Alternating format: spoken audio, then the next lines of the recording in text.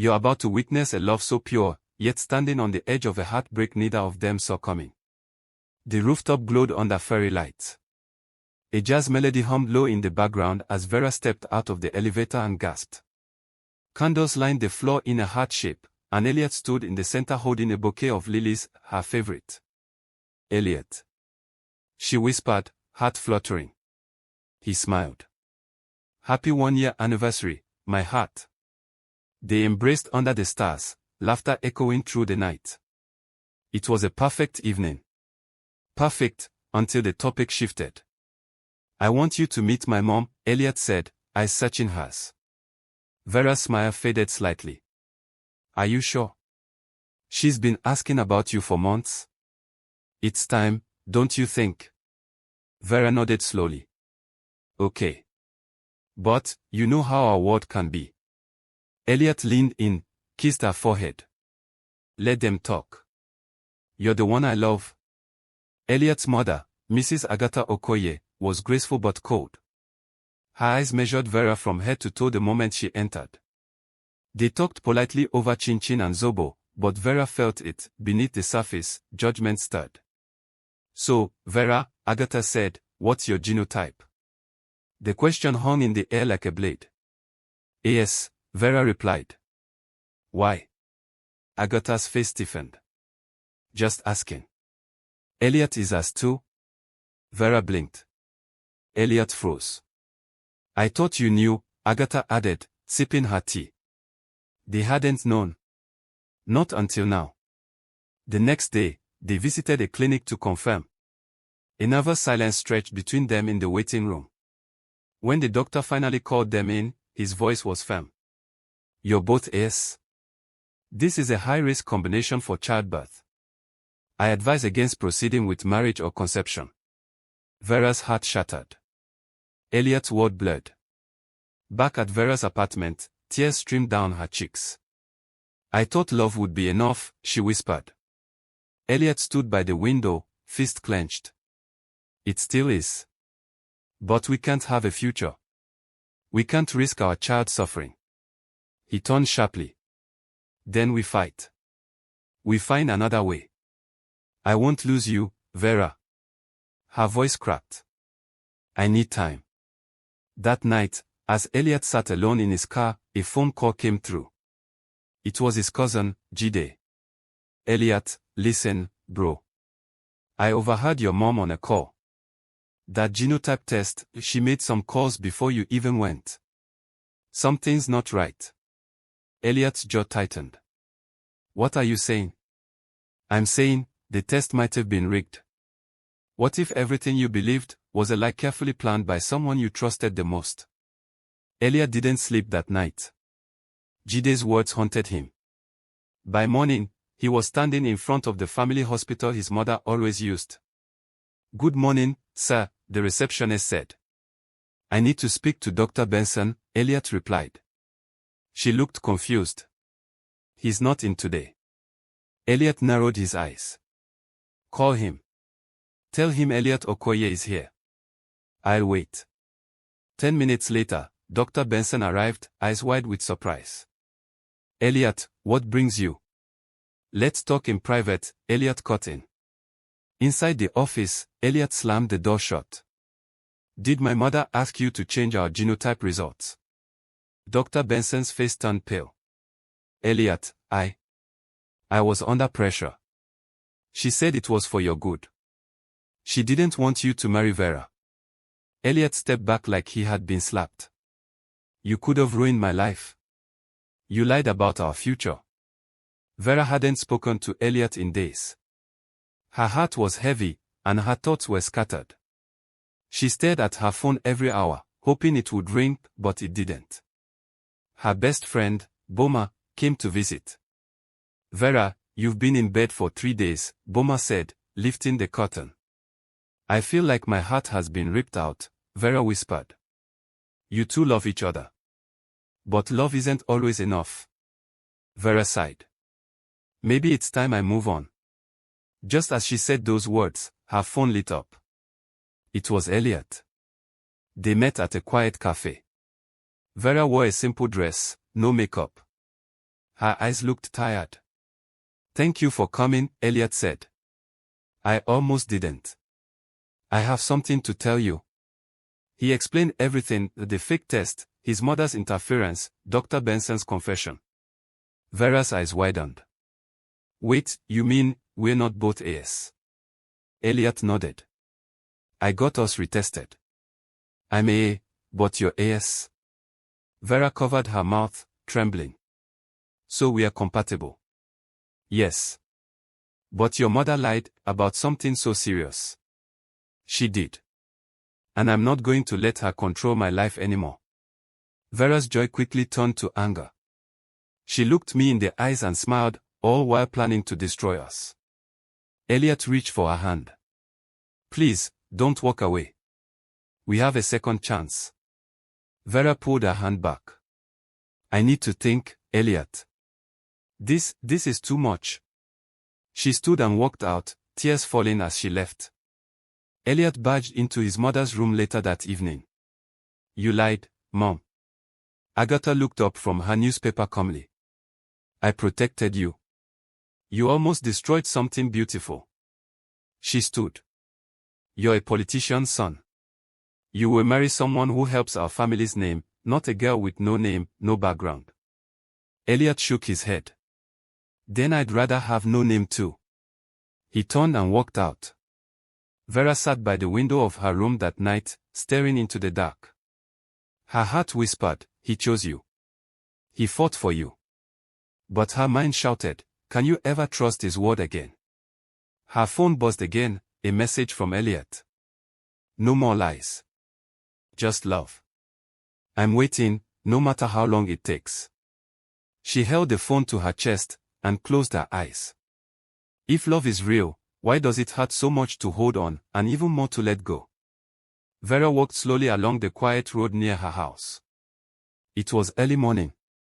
The sun hadn't fully risen, but her mind was already full of noise. Elliot had told the truth. He had stood up to his mother. He had fought for their love. But the pain, the betrayal, it still lingered. Her phone rang. It was Boma again. "Girl, are you okay?" "No," Vera whispered. "Then maybe it's time you stop trying to be strong and just feel everything. Cry. Scream. Do whatever. But don't run from love that's fighting for you." Vera said nothing. She ended the call and looked at the sunrise. A new day. A new choice. At the Okoye mansion, things were tense. Elliot's uncle had come to visit. He was a senator and very close to Elliot's mother. "You want to disgrace your mother because of some girl?" the uncle shouted. Elliot stood his ground. "She's not some girl. She's Vera. And I love her." His mother sat in silence, holding her tea tightly. The uncle slammed the table. "You're the future of this family. You think love is enough to feed a political legacy?" Elliot stepped closer. "Then maybe your legacy is not worth it." Agatha's eyes filled with tears, not from sadness, but from pride hidden beneath pride. But she wouldn't show it. Not yet. Later that day, there was a knock on Vera's door.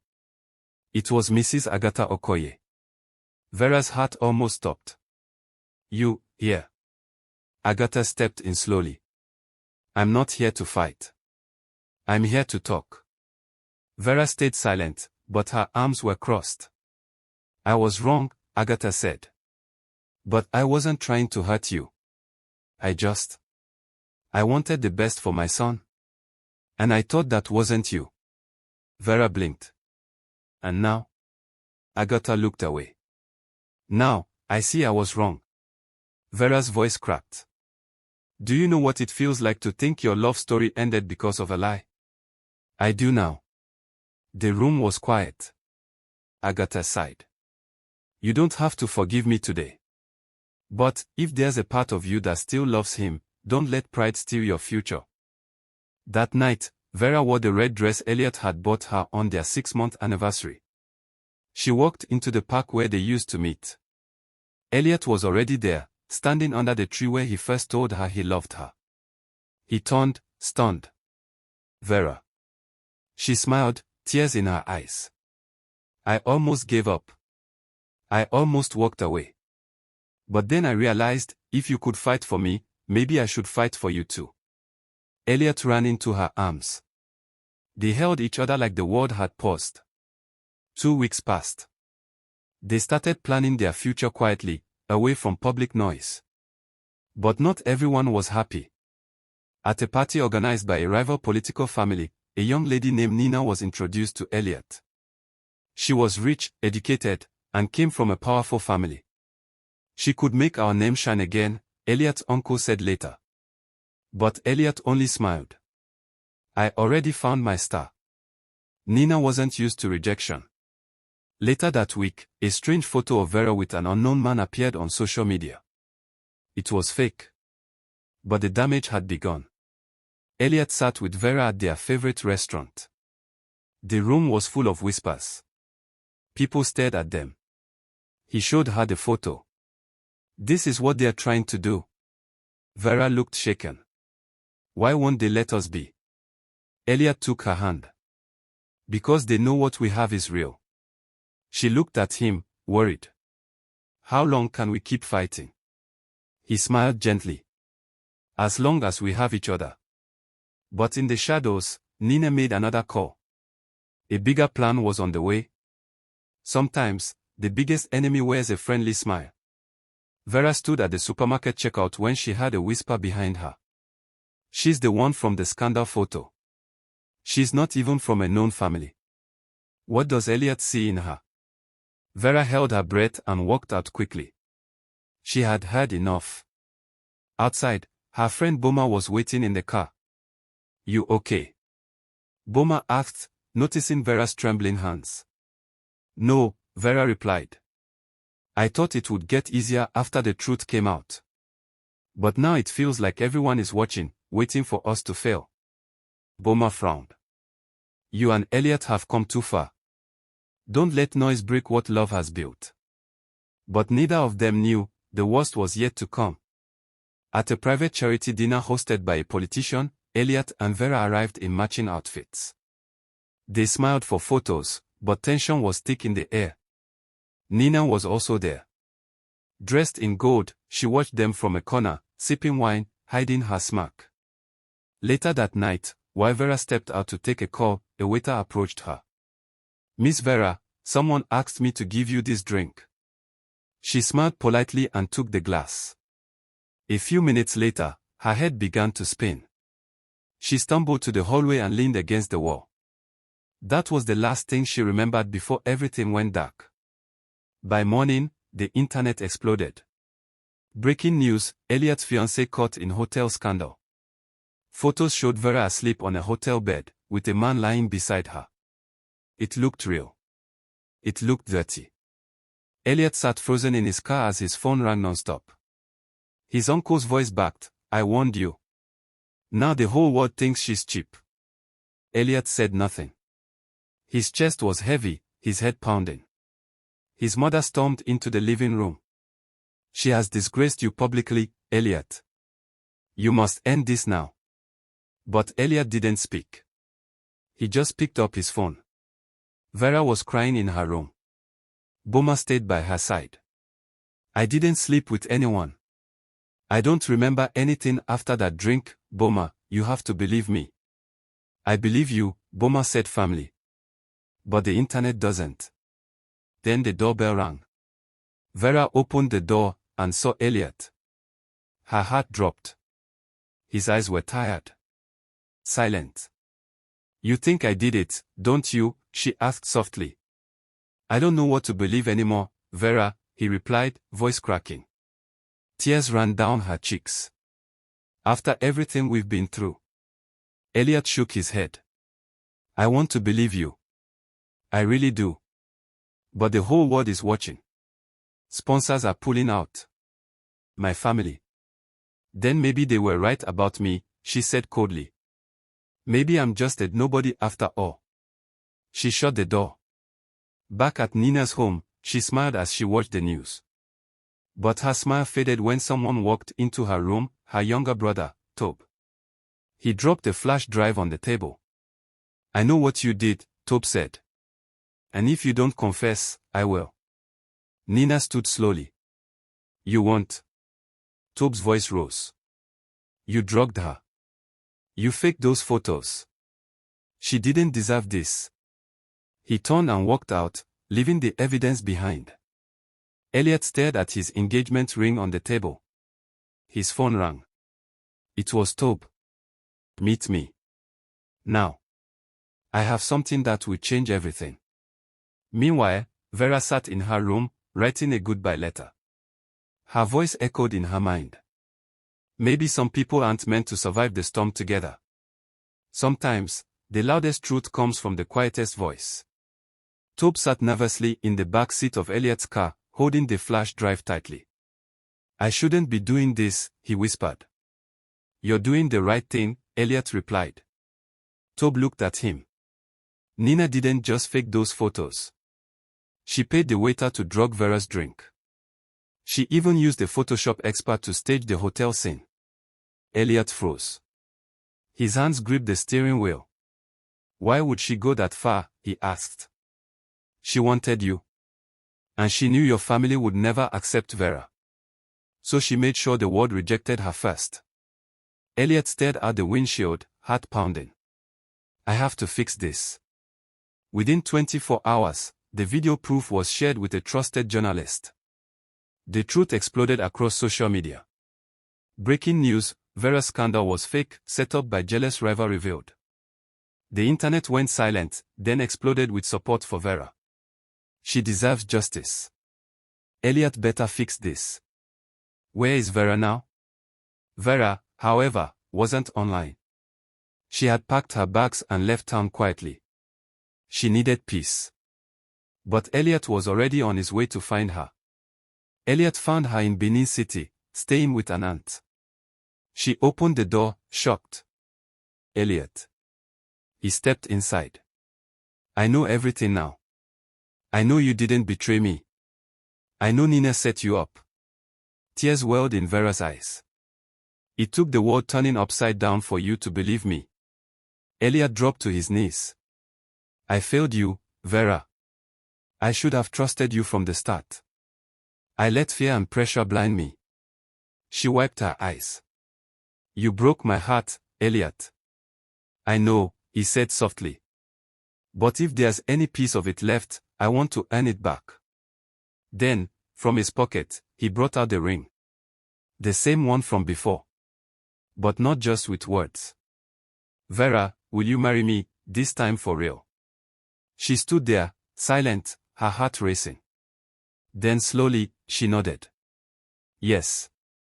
He slid the ring on her finger again. And this time, there were no doubts. A few months later, Vera walked down the aisle in a simple white gown.